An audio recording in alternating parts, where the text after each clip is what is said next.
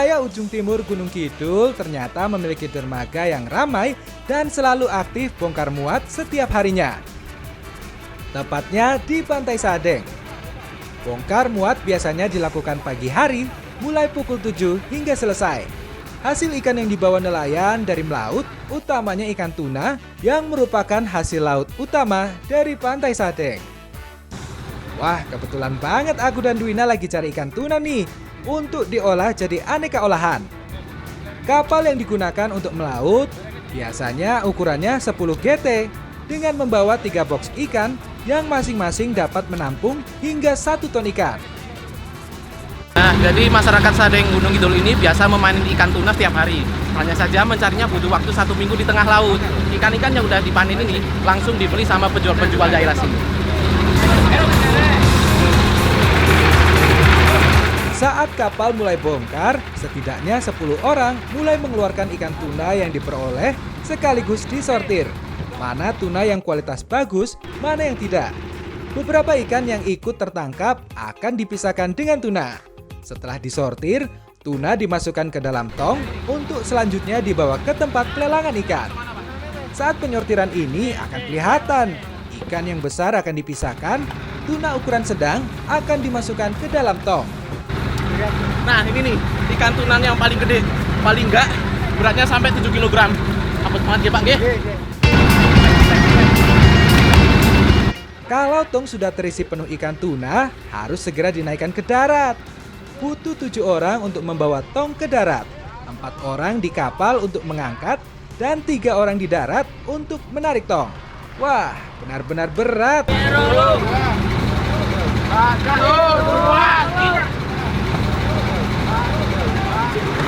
Nah, jadi isi dari satu keranjang itu bisa sampai 1 kintal. Berat banget ya Pak, nggih? Setelah ikan tuna diangkat, ternyata para nelayan juga mendapatkan ikan besar, yaitu marlin. Karena sangat besar, marlinnya harus dipotong 3 bagian. Kepala, badan, dan ekor. Lihat aja badannya besar banget tuh. Butuh 7 orang untuk mengeluarkan ikan marlin dari box penyimpanan.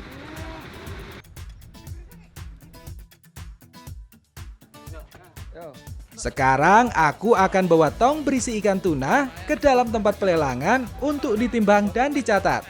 Meski sudah dipikul 2 orang, ternyata bobot tong berisi ikan tuna ini masih terlalu berat buat aku.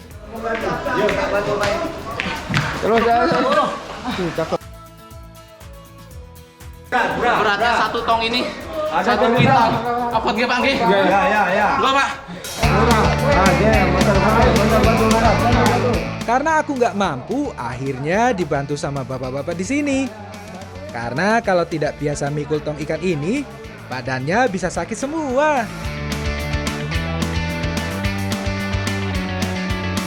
Di dalam tempat pelelangan sudah ada petugas yang mencatat berapa berat tiap tongnya. Kualitas terbaik dan badan ikan tidak ada yang sobek akan dibawa menuju Surabaya untuk dipasarkan.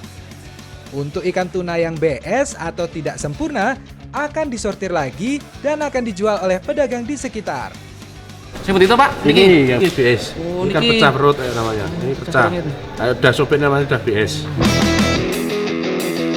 Saking semangatnya aku bantu nelayan di sini, jadi lupa sama Dwina yang minta dicariin ikan tuna. Samperin deh. Gatot, kok sumiman toh? Wah, aku senang kate oke tenan sak kintal nganti kepleset lho mau nang kono nggih Pak, nggih? Wah, Iki dipilih wae sing BS. Aduh, kok aku malah disuruh ikut sortir sih? Mana nih ikan yang bisa kita olah? jadi iki saya iso dimasak saya endi? Yo, tapi isa yo Pak, nggih. Siapa ya Pak? Nyuwun kali damel masak angsal. Sun nggih Pak, nggih. Oke Pak. Nah, udah dapet kan ikannya?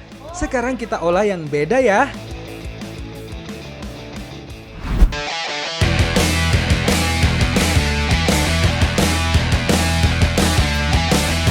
Mas Gatot, katanya mau ngolah tuna. Kok malah lewat hutan-hutan sih? Udah, tenang aja. Itu Mak Yasmin udah nunggu. Yo Mas, gorengnya Mas. Cepet buka. Aku ki wedi muka. Kok iki suwe no, Ro. Ora. Woi, awas. Iki pleset lho, alon-alon. Malah guyu korono. Direwangi tabik malah. Niki, Mbak. Wis ora. Yo wis. Yo. Mari kepleset mawon niki, Mbak. Alon-alon, Bang. Nah, sebelum diolah, tunanya kita bersihkan dulu ya. Wah, dipirpun nih kajengan. Ikut dipilet, Mas. Dipilet. Besone Dipun toh? Saking mingking. Iki sayang. Ngeten. Mas, nah. Ngeten. Ayo Dwina, bantu aku filet tunanya. Tenang aja Mas Gatot, aku pegang ini ikannya. Tapi yang benernya motongnya jangan sampai kena tanganku loh.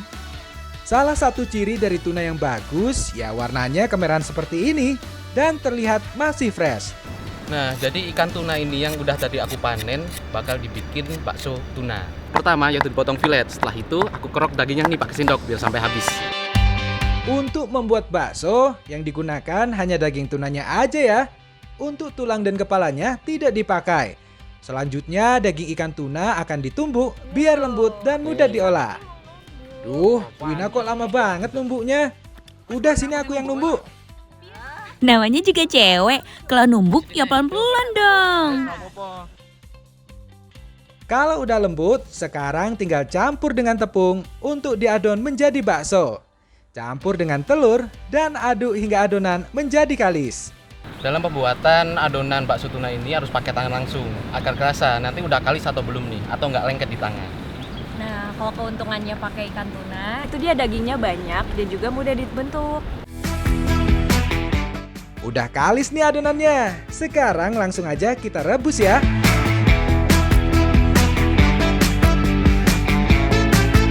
Aku dan Dwina akan langsung rebus baksonya, sedangkan Mak Yasmin membuat bumbu kuahnya.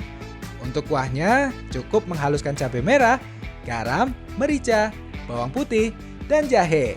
Kalau sudah halus, tinggal rebus hingga kuahnya matang. Nah, udah banyak bakso yang mateng nih. Langsung aja deh kita sajikan.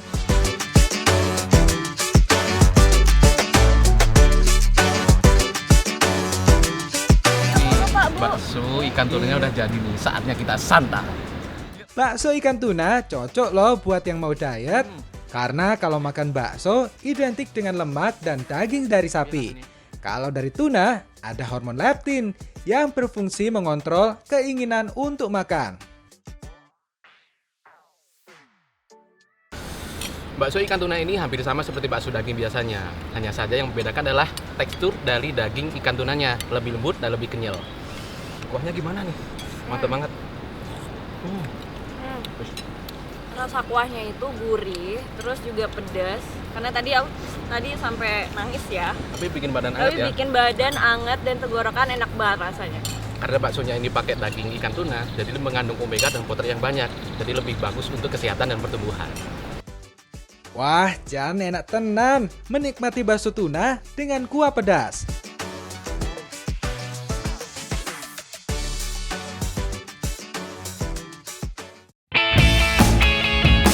Tuna memang kaya akan olahan. Nah, kalau setelah diolah jadi bakso, enaknya tuna dibikin apa lagi ya? Biar bisa dinikmati lebih lama. Nah, kali ini ikan tunanya bakal kita bikin apa, Win? Abon tuna. Abon tuna. Bu, ini bikinnya gimana ini? Ini Mas, bikin. Dipotong fillet dulu ya? Selain tuna, kalau untuk membuat abon tuna, bahan-bahan selain ikan tuna harus ada santan, serai, bawang putih, bawang merah, lengkuas, kunyit, cabai, daun salam, merica, gula merah, garam, dan gula. Prosesnya hampir mirip nih. Tunanya difilet dulu. Karena untuk membuat abon tuna, hanya dagingnya aja yang digunakan. Sementara aku dan Dwina membersihkan ikan filet, Ibu Tri menghaluskan bawang merah, bawang putih, kunyit, lengkuas, serai, dan kemiri untuk bumbu abonnya. Nek wis rampung digodhog wae, Mas. Rebus tuna sampai matang ya. Perlu api yang sedang agar tuna benar-benar matang. Nah, ini udah matang. Ayo diangkat Dwina.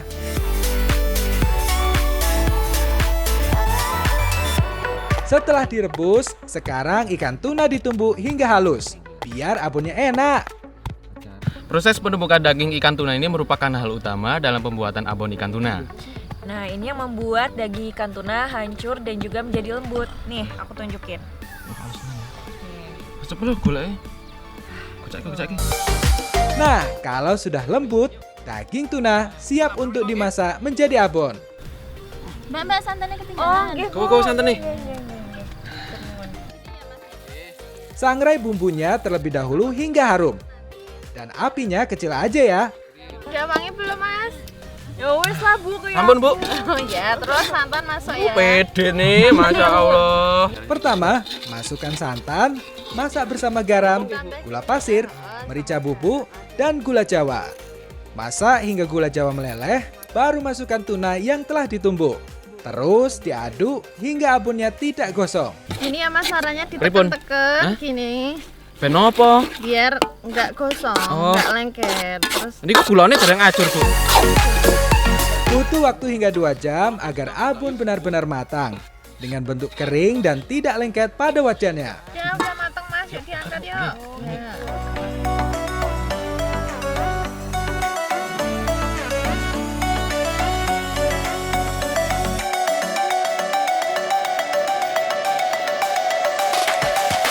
Abon tuna bisa bertahan lama dan juga bisa dijadikan camilan atau dijadikan lauk untuk makan. Ikan tuna ini setelah diolah menjadi abon, ternyata aroma ikannya masih kuat, apalagi dimakan pakai nasi anget. Makin cocok. Nah, warna kuning dari abonnya ini sendiri dari kunyit. Jadi rasanya juga tetap gurih dan juga dicampur dengan bumbu-bumbu yang lain. Jadi makin mantap. Aromanya wangi ya. Iya, banget. Mengonsumsi abon tuna juga bisa meningkatkan daya tahan tubuh karena tuna mengandung vitamin C dan berbagai mineral yang berperan sebagai antioksidan bagi tubuh.